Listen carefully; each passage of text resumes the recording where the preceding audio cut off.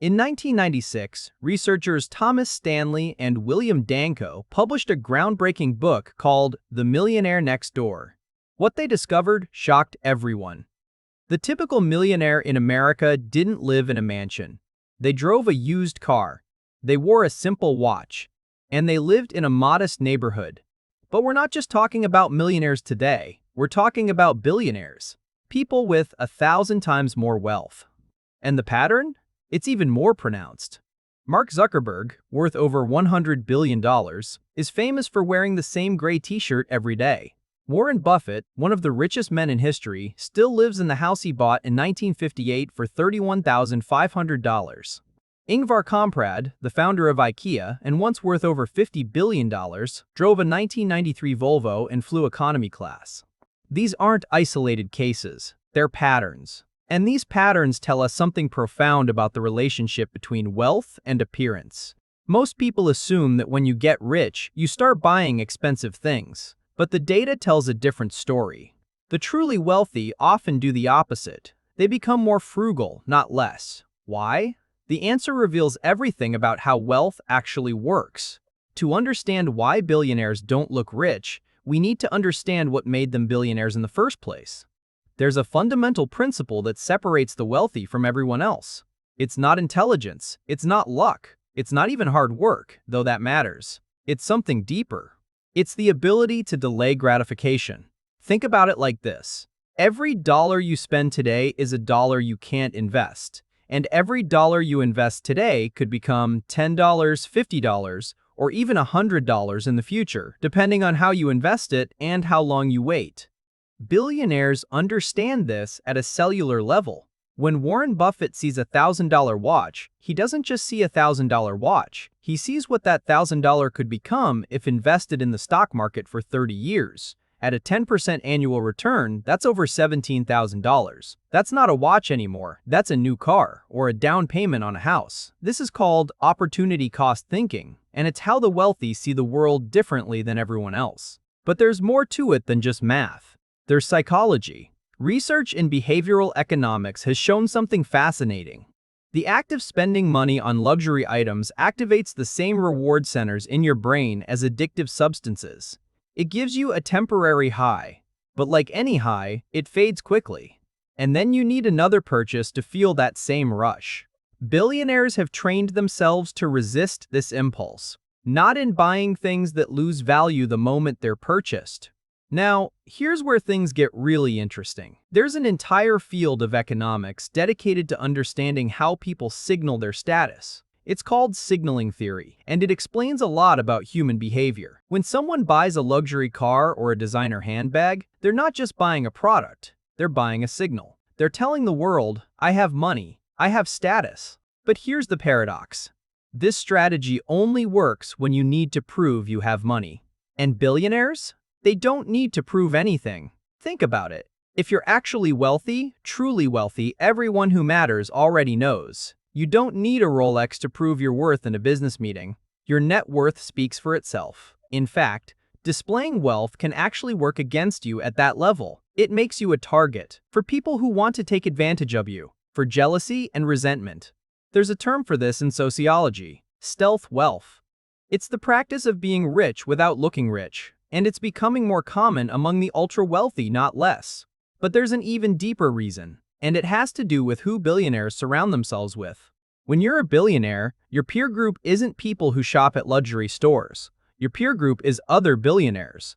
And in those circles, conspicuous consumption isn't impressive. It's seen as unsophisticated. Why? Because at that level, everyone understands the game. They know that a $1 million watch doesn't make you wealthy. Building a $1 billion company makes you wealthy. And once you've built that company, what's the point of the watch? There's actually social pressure among the ultra-wealthy to be frugal. Bill Gates once said he felt embarrassed driving a Porsche early in his career because it seemed too flashy. He worried it would make him look like he cared more about spending money than building Microsoft.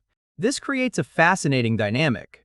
While the middle class often tries to look wealthier than they are, the truly wealthy often try to look poorer than they are. It's a complete inversion of what most people expect. But it's not just about fitting in. It's about focus. Think about every minute you spend. thinking about what to wear, what to drive, what to buy. That's a minute you're not spending on your business, your investments, your craft.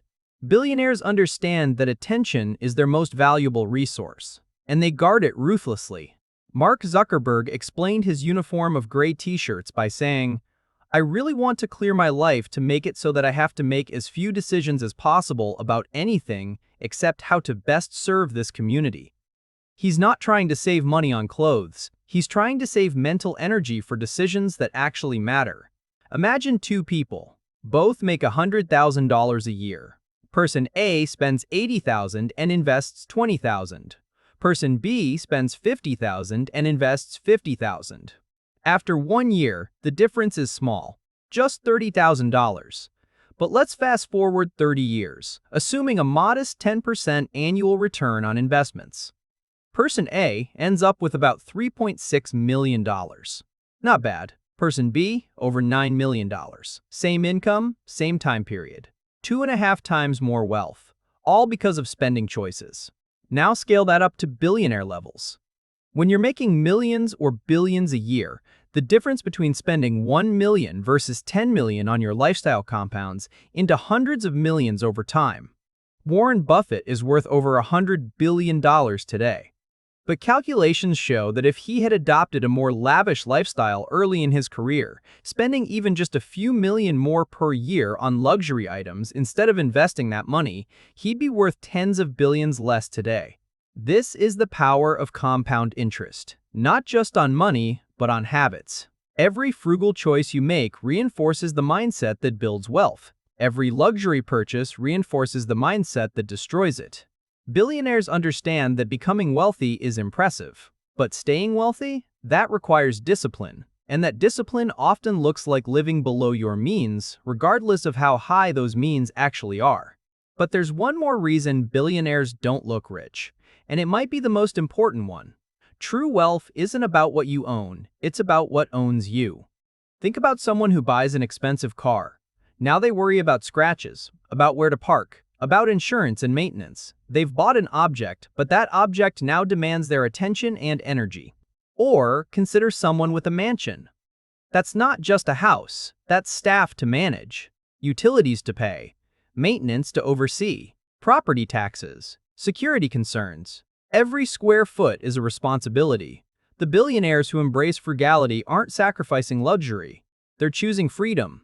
Freedom from possessions, freedom from maintenance. A man is rich in proportion to the number of things he can afford to let alone. Some of the wealthiest people in the world own almost nothing personally. They might stay in hotels instead of owning vacation homes. They might lease cars instead of buying them. They might live in relatively modest primary residences, not because they can't afford more, but because they understand that every possession is a chain. And true luxury is the freedom to focus on what matters to you, unburdened by things that don't. So we arrive at one of life's great paradoxes. The people who can afford everything often choose to buy very little, while people who can't afford luxury often sacrifice their financial future to appear wealthy. There's a psychological term for this: conspicuous consumption. It was coined by economist Thorstein Veblen over a century ago. He observed that people often buy expensive things not for the utility, but to signal status to others. But here's what Veblen also discovered.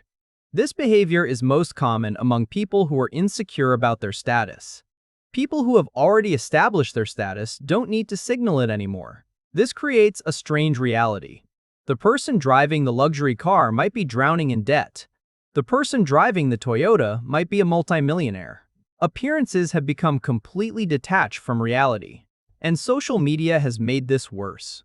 We live in an age where people rent private jets for Instagram photos, where they buy fake designer goods to appear wealthy, where entire lifestyles are manufactured for likes and followers. But billionaires largely opt out of this game.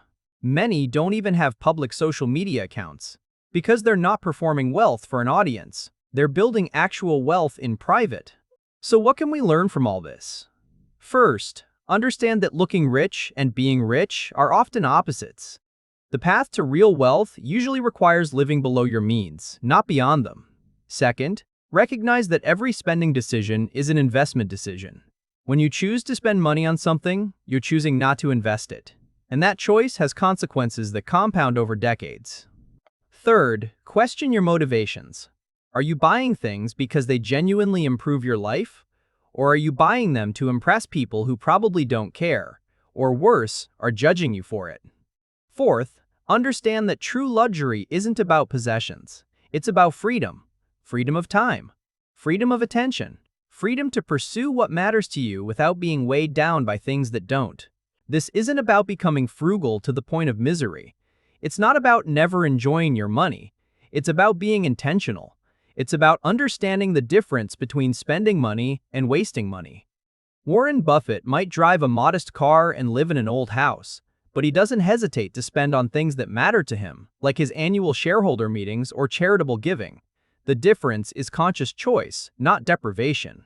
The next time you see someone dressed simply, driving an ordinary car, living in a modest home, don't assume they lack wealth. They might understand something that took billionaires' lifetimes to learn. That real wealth whispers while fake wealth shouts. That the richest people in the world often don't look rich because they've discovered something more valuable than appearance, actual wealth. And they've realized that maintaining that wealth requires the same discipline that built it in the first place. The paradox of wealth is this: the more you have, the less you need to show it. And the less you show it, the more you can build it. Maybe the question is, why does everyone else try so hard to look like something they're not? Because in the end, the people who look rich are usually trying to convince others. The people who are rich don't need to convince anyone. They're too busy building their next billion. If this video gave you a new way to see money and status, like, share, and subscribe for more finance freedom in simple language. And comment below, do you want the next video to be The Money Habits That Quietly Build Wealth or The Psychology of Lifestyle Inflation?